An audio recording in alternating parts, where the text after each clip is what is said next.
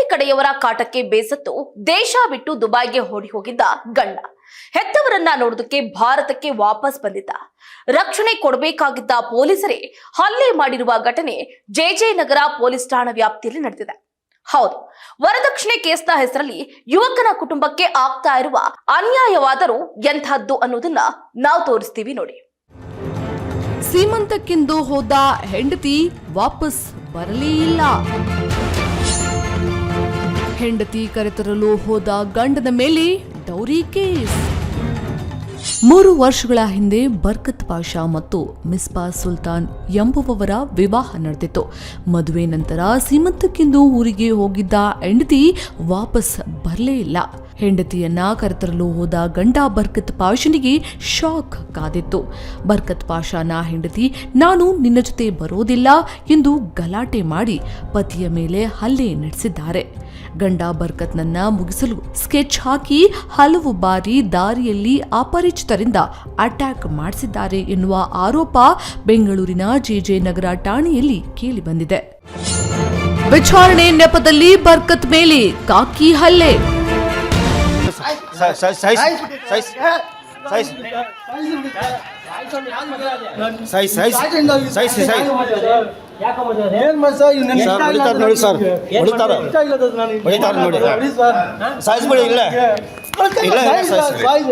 ಹೆಂಡತಿ ಮತ್ತು ಆಕೆಯ ಕಡೆಯವರ ನಿರಂತರ ಕಾಟ, ಪ್ರಾಣ ಬೆದರಿಕೆಯಿಂದ ಬೇಸತ್ತ ಬರ್ಕತ್ ಪಾಷಾ ತಾಯ್ನಾಡಿನಲ್ಲಿ ಬದುಕಲಾರದೆ ಆತ್ಮಹತ್ಯೆಗೆ ಮುಂದಾಗಿದ್ದ. ಕೊನೆಗೆ ಹೇಗೋ ಪ್ರಾಣ ಉಳಿಸಿಕೊಂಡು ಭಯದಿಂದಲೇ ದುಬೈಗೆ ಪಲಾಯನ ಮಾಡಿದ್ದ. ಮಗ ಕಣ್ಣೆದುರಿಲ್ಲದೆ ಹೆತ್ತ ಪೋಷಕರು ದಿನನಿತ್ಯ ಕಣ್ಣೀರಲ್ಲಿ ಕೈ ತೊಳೆಯುತ್ತಿದ್ರು. ಇತ್ತೀಚೆಗಷ್ಟೇ ಹೆತ್ತವರನ್ನ ನೋಡಲು ಬರ್ಕತ್ ಭಾರತಕ್ಕೆ ವಾಪಸ್ ಬಂದಿದ್ದ. ಆದರೆ ಮಗ ಬಂದ ವಿಷಯ ತಿಳಿದ ಜೆಜೆ ನಗರ ಪೊಲೀಸ್ PSI ಹೇಮಂತ್ ಆತನನ್ನ ಠಾಣೆಗೆ ಕರೆಸಿಕೊಂಡಿದ್ದಾರೆ.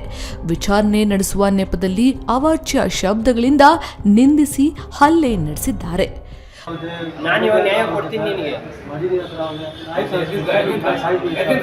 ಹಲೋ, ಇವ್ರೆ ನಾವು ಸಬ್ ಇನ್ಸ್ಪೆಕ್ಟರ್ ಜಯಜನಗರ. ಹೇಳಿ ಸರ್. ಸ್ಟೇಷನ್ ಹತ್ರ ಬಂದ 5 ನಿಮಿಷ ಕೆಲಸ. ಸರ್ ಸ್ವಲ್ಪ ನಾನು ಆಚೆ ಇದ್ದೀನಿ, ಒಂದು 3-4 ಗಂಟೆಗೆ ಬರ್ತೀನಿ. ನಾನೇ ಬರ್ಲಾ? ಎಲ್ಲಿದ್ಯಾ? ನಾನೇ ಬರ್ತೀನಿ. ಜೀಪ್ ತಗೋ. ಹೌದು ಸರ್, ಬನ್ನಿ, ಪರವಾಗಿಲ್ಲ, ಏನು ತೊಂದರೆ ಇಲ್ಲ. 4 ಗಂಟೆಗೆ ಬರ್ತೀನಿ ಸರ್. ಎಲ್ಲಿಗೆ?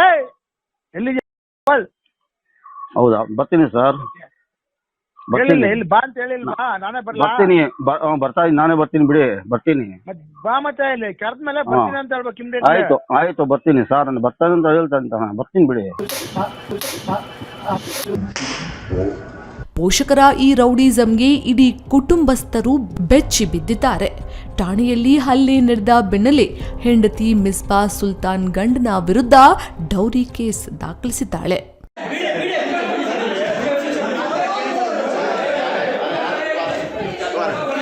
ಯಾಕೆ ಸರ್ ನಮ್ಮ ಹುಡುಗನಿಗೆ ಹೊಡೆಯಿತು? ಸರ್ ಯಾಕೆ ಹೊಡೆಯಿತು ನಮ್ಮ ಹುಡುಗನಿಗೆ?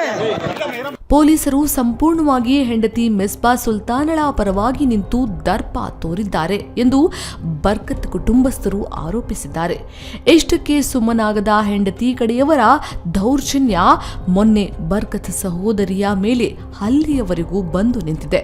ಬರ್ಕತ್ ಮನೆ ಬಳಿ ಹೋಗಿ ಗಲಾಟೆ ಮಾಡಿ ಆತನ ಸಹೋದರಿಯನ್ನ ಮನಬಂದಂತೆ ಥಳಿಸಲಾಗಿದೆ. ಸದ್ಯ ಗಾಯಾಳು ಸಹೋದರಿಯನ್ನ ವಿಕ್ಟೋರಿಯಾ ಆಸ್ಪತ್ರೆಯಲ್ಲಿ ದಾಖಲಿಸಿದ್ದಾದರೂ ಅಲ್ಲಿಯೂ ನೆಮ್ಮದಿ ಸಿಕ್ಕಿಲ್ಲ. ಆಸ್ಪತ್ರೆ ಸಿಬ್ಬಂದಿ ಸರಿಯಾಗಿ ಚಿಕಿತ್ಸೆ ನೀಡದೆ ಡಿಸ್ಚಾರ್ಜ್ ಮಾಡಿಕೊಂಡು ಹೋಗಿ ಎಂದು ಟಾರ್ಚರ್ ಕೊಡುತ್ತಿದ್ದಾರೆ ಎಂದು ಕುಟುಂಬಸ್ಥರು ಆಕ್ರೋಶವನ್ನ ಹೊರಹಾಕಿದ್ದಾರೆ. ನಿಸರ್ಗ HK, crime bureau, speed news Kannada, Bengaluru.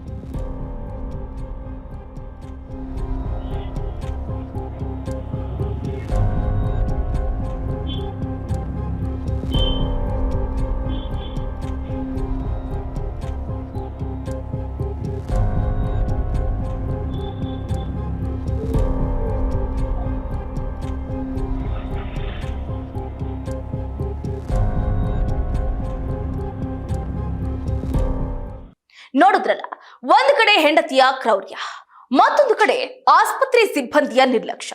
ಇಷ್ಟೆಲ್ಲ ಅನ್ಯಾಯ ಆಗ್ತಾ ಇದ್ರು ಜೆಜೆ ನಗರ ಪೊಲೀಸರು ಮಾತ್ರ ಸುಮ್ಮನೆ ಇದ್ದಾರೆ. ಎಷ್ಟೇ ದೂರು ನೀಡಿದ್ರು ಕ್ಯಾರೆ ಅಂತ ಇಲ್ಲ. ಆರೋಪಿಗಳ ವಿರುದ್ಧ ಪೊಲೀಸರು ಏನಾದ್ರೂ ಕ್ರಮವನ್ನ ಕೈಗೊಳ್ತಾರಾ ಅಥವಾ ಇಲ್ವಾ ಅನ್ನೋದನ್ನ ಕಾದಷ್ಟೇ ನೋಡ್ಬೇಕಾಗಿದೆ.